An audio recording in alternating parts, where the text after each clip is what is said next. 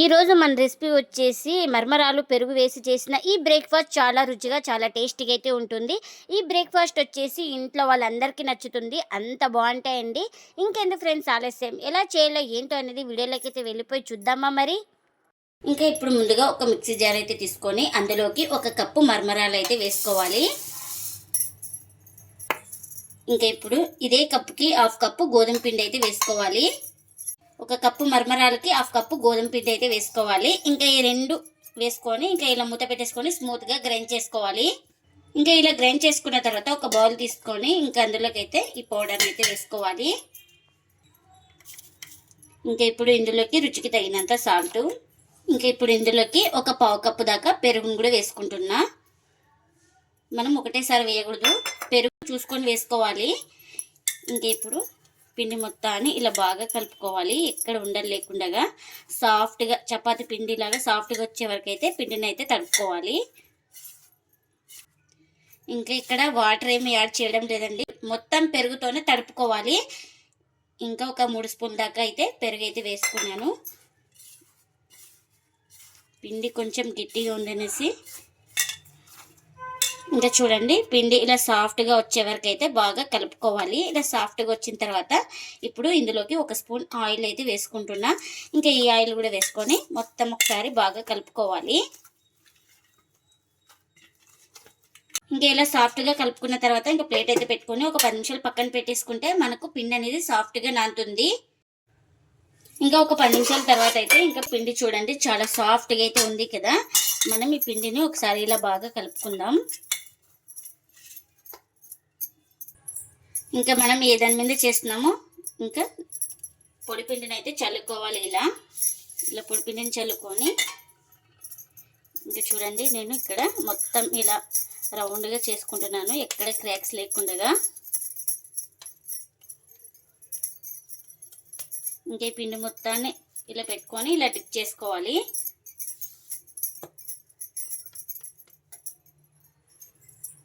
ఇంకా ఇప్పుడు ఇలా కర్రతో రుద్దుకోవాలి.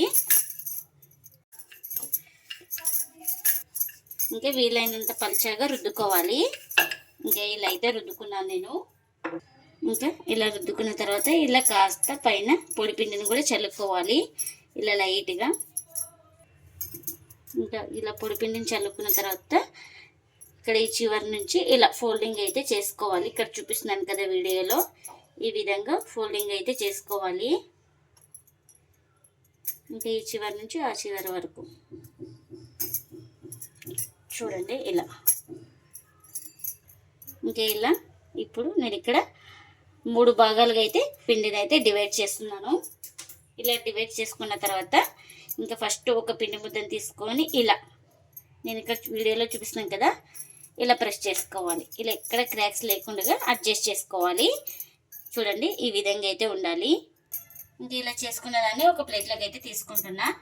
ఇంకా మరొకటి అయితే చూపిస్తాను చూడండి ఇలా.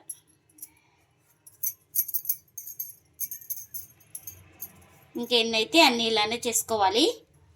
ఇంకా ఇలా రెడీ చేసుకున్న తర్వాత ఒక పిండి ముద్దను అయితే తీసుకొని ఇలా బాగా డిప్ చేసుకోవాలి. ఇలా బాగా డిప్ చేసుకొని ఇంకా మనం కర్రతో ఇలా రుద్దుకోవాలి. ఇంకా మనం ఈ పరోటా వచ్చేసి అంత మందంగా అంత పల్చగా లేకుండా మీడియంగా రుద్దుకోవాలి. ఈ విధంగా ఉంటే చాలు. ఇంకా ఇలా రుద్దుకున్న తర్వాత ఒక ప్లేట్లోకి అయితే తీసుకుంటున్నా. ఇంకా మరొకటి అయితే చూపిస్తున్నాను చూడండి. ఇంకా మరొక పిండి ముద్దను తీసుకొని సేమ్ ఇలానే కాస్త పొడి పిండిని చల్లుకుంటూ మనం ఇంకా ఇలా రుద్దుకోవాలి. ఇంకా ఎన్నైతే అన్ని ఇలానే రుద్దుకోవాలి. పరోటా కాల్చుకోవడానికి పెన్నం కూడా పెట్టుకున్నానండి, పెన్నం కూడా హీట్ అయింది. ఇంకా ఇప్పుడు పరోటా అయితే వేస్తున్నాను. ఒక సైడ్ కాలిన తర్వాత మరోవైపుకి అయితే టర్న్ చేసుకోవాలి. ఇంకా ఇలా ఒక సైడ్ కాలిన తర్వాత ఇంకొక వైపు అయితే ఇలా టర్న్ చేసుకొని మనం ఆయిల్ అయితే అప్లై చేసుకోవాలి. మీరు ఆయిల్ వద్దనుకునే వాళ్ళు ఆయిల్ ప్లేస్లో బటర్ కానీ గీ కానీ ఏదైనా అప్లై చేసుకోవచ్చు. ఇంకా ఈ వైపు కూడా అప్లై అయితే చేసుకోవాలి ఆయిల్ వేసుకొని. ఇలా చూడండి మనకు పరోటా అయితే ఇలా పొంగుతూ వస్తాయి. ప్రతి పరోటా చాలా బాగా వస్తుందండి. మనం ఈ పరోటాను అటు ఇటు తిప్పుకుంటూ బాగా ఇలా ప్రెస్ చేసుకుంటూ కాల్చుకుంటే లోపల దాకా బాగా కాలుతుంది. అలాగే చాలా సాఫ్ట్గా అయితే ఉంటాయండి పరోటాలు వచ్చేసి, ఎందుకంటే మరమరాలు చేసుకుంటున్నాం కాబట్టి చాలా సాఫ్ట్గా ఉంటాయి. ఇంకా అటు ఇటు తిప్పుకుంటూ బాగా కాల్చుకున్నానండి. ఈ పరోటా అయితే రెడీ అయిపోయింది. ఇంకా ప్లేట్లకి అయితే తీసుకుంటున్నా. ఇంకా మరొక పరోటా అయితే వేస్తున్నాను. ఇంకా ఏదో ఒక సైడ్ కాలిన తర్వాత మరోవైపుకి అయితే ఇలా టర్న్ చేసుకొని ఆయిల్ అయితే అప్లై చేసుకోవాలి ఈ పరోటాకి. మీరు ఆయిలే వద్దనుకున్న వాళ్ళు ఆయిల్ లేకుండా కానీ ఉత్తదే కాల్చుకోవచ్చండి, అంత టేస్ట్గా అయితే ఉంటుంది. ఇంకా ఈ వైపు కూడా కాస్త ఆయిల్ అయితే అప్లై చేసుకోవాలి. చూడండి ఎలా పొంగుతుందో పరోటా అయితే. ఇంకా దీన్ని కూడా అటు ఇటు తిప్పుకుంటూ బాగా రెండు వైపులా కాల్చుకోవాలి. ఎన్నైతే అన్ని ఇలానే చేసుకోవాలి. ఎంతో టేస్టీగా ఉండే మర్మరాలు పెరుగుతో అయితే పరోటాలు అయితే రెడీ అయిపోయినాయండి. ఇంకా ప్లేట్లకి అయితే సర్వ్ చేస్తున్నా. ఈ పరోటాలు చాలా రుచిగా చాలా సాఫ్ట్గా అయితే ఉంటాయండి. ఈ పరోటాలు వచ్చేసి ఇంట్లో వాళ్ళందరికీ నచ్చుతాయి, అంత టేస్టీగా అయితే ఉంటాయి మనకు. ఇంకా దీంట్లోకి వెజ్ కానీ నాన్ వెజ్ కానీ ఏదైనా చాలా బాగుంటుందండి, అంత టేస్టీగా అయితే ఉంటాయి. నేను ఇక్కడ చికెన్ కర్రీ చేసుకున్నాను కాబట్టి ఇంకా చికెన్ కర్రీ అయితే సర్వ్ చేస్తున్నా. మీరు కూడా తప్పకుండా ఒకసారి ఇలా మరమరాలు పెరుగు వేసి పరోటాలు చేయండి. మీకు ఎలా వచ్చిందో కామెంట్ అయితే చేయండి ఫ్రెండ్స్. ఇదండి ఇవాళ వీడియో. ఈ వీడియో కనుక నచ్చితే ప్లీజ్ లైక్ చేయండి, షేర్ చేయండి, కామెంట్ చేయండి. అలాగే లైక్ చేసి సపోర్ట్ చేయండి friends. Thanks for watching. Bye bye.